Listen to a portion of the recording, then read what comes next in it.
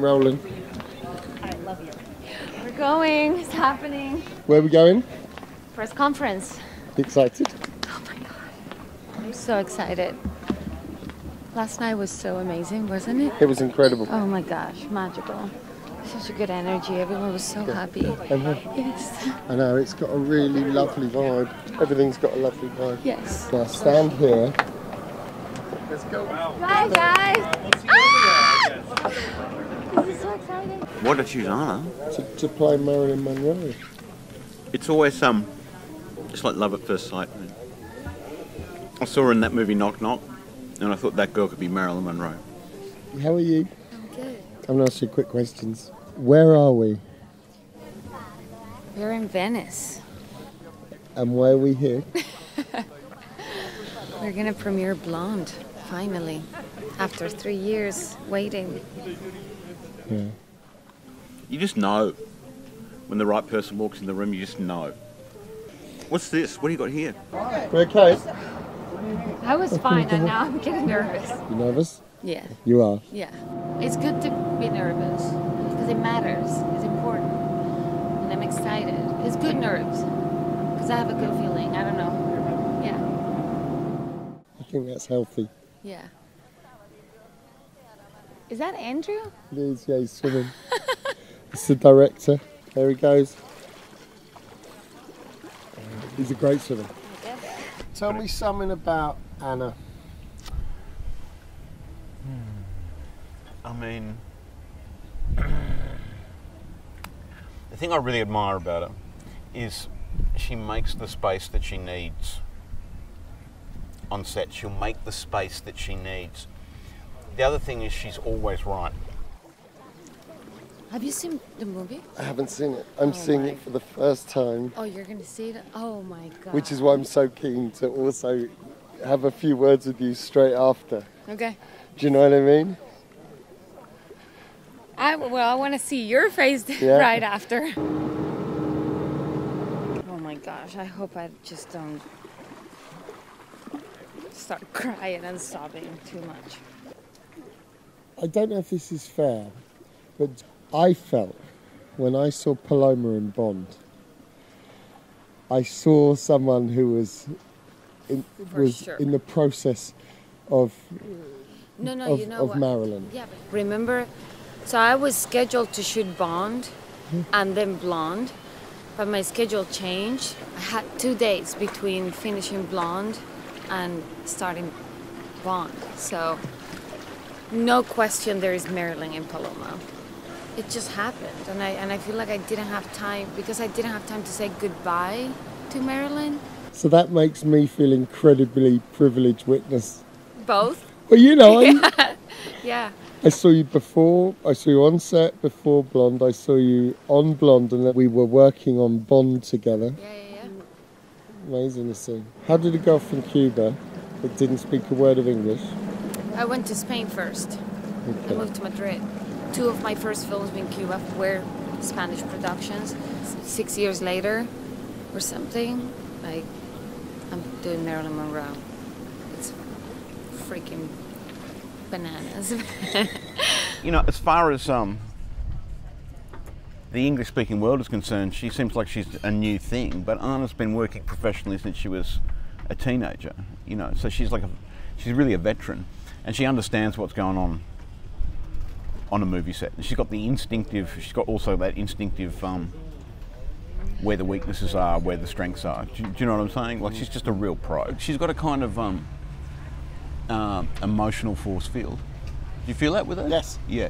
Like, whatever Anna's feeling, she can just, you know, infect you with it. Did you find many parallels between yourself and Marilyn? More than I expected. Because I think at the beginning I was like, you know, the first idea you get is that, you know, this character and, you know, she and I are completely, you know, different. Completely different worlds, completely different times, environments. But, you know, but I thought I found I found a lot of things in common. Yeah.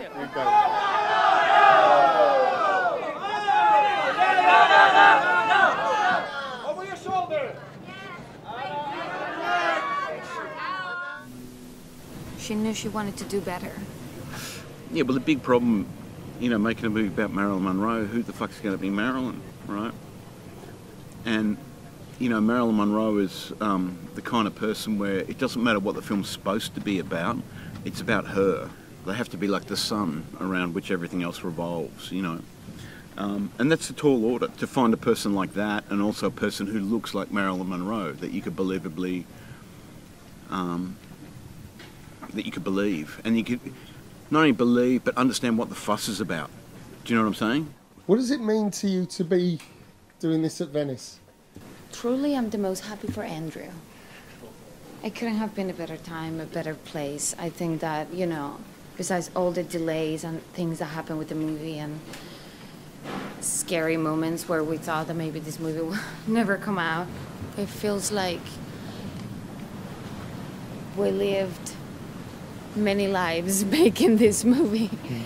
He said something to me. He said that he felt Brad worked harder as a producer on this film than he worked on any of the films that he starred in with Andrew. Brad is in a meeting today. Brad is in this other thing today. Brad went to see so-and-so to convince them of, you know, giving us more money or something like that. It was always Brad involved and like pushing hard and having Andrew's back, and yeah, so they're a good team.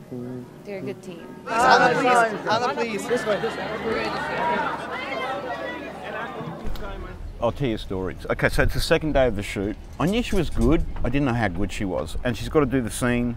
She's got to do the scene where she sees her mother. She hasn't seen her mother for like 10 years. And fantastic cappuccino. She hasn't seen her mother for 10 years. And she's basically got to walk in and like burst into tears, right? And she comes in, she does the first take, and it's just fucking unbelievable. She just explodes with emotion, and you're not expecting it. Do you know what I mean? It's like, it's the second day of the film. I just couldn't believe it. Now, but the operator blew the shot, like he fucked it up. And I'm like, Anna, sorry, you know, like we got to do it again. She's like, okay. She goes back and she does a second take, and it's really good, but it's not as good as the first take. And before I can even say to her, like, before I can even get those words out of my mouth, she's already saying, I want another one. So we roll again. It's a really high pressured situation because there was a great first take and there's an okay second take, right? And she's got to do it like a third time. It just rolls by about 60 seconds, which is a long time, you know, when you're waiting for a take.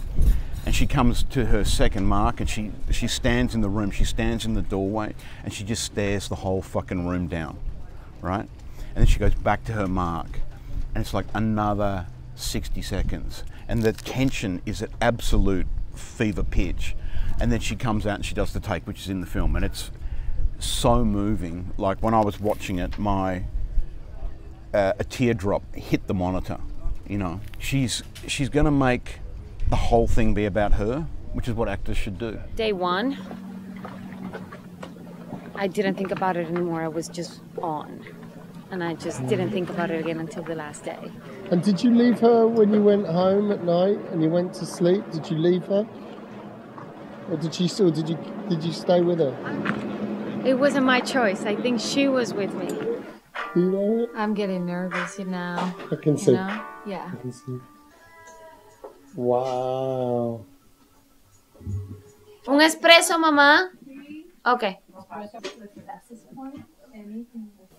What do you think? I got Andrew in my head saying, Anna's always right. Have you heard him say that?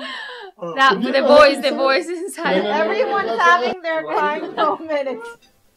Yes, Jenny? That is so beautiful. Yes, let's open that champagne, please. This window here is going to be your light, so come. Oh my God, that's perfect. Beautiful. Let me see the back. Do one where you're at the back and you look over your shoulder. So go to the same spot. Hold that. There. Beautiful.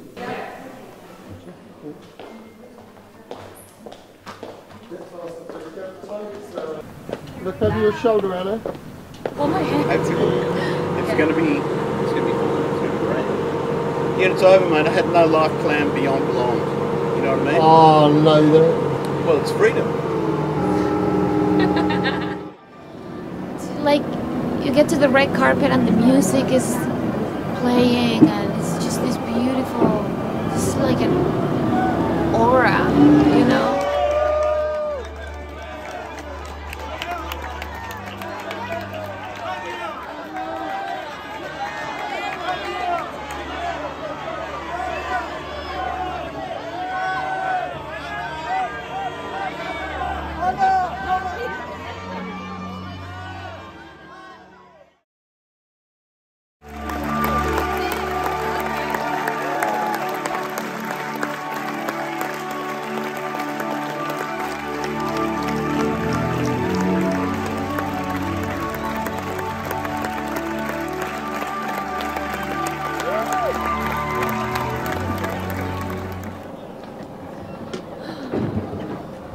What the hell? Oh my God. Blonde with Ana de Armas as Marilyn Monroe gets an 11-minute standing ovation at Venice Film Festival.